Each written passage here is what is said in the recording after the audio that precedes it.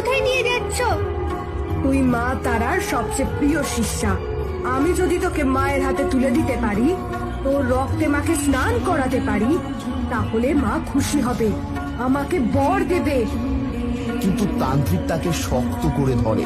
সে মাটিতে এক বলির আসন তৈরি করে, কুমারীর গলা জোর করে আটকে দেয়। যুদ্ধকাষ্ঠতে সে প্রচন্ড ঝড় শুরু হয়। মা তারার মূর্তি থেকে আলো বেরিয়ে আসে এবং সামনে স্বয়ং মা তারা আবির্ভূত হন। পাপী, তুই আমার নামে আমারই সন্তানের রক্ত চাইলি।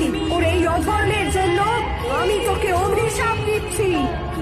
না না মা, আমায় ক্ষমা করো, আমি ভুল করেছি। ক্ষমা, অন্যায়ের ক্ষমা হয়, কিন্তু পাপের ক্ষমা নেই। পাপের শেষ একটাই, শাস্তি। এরপর এক প্রবল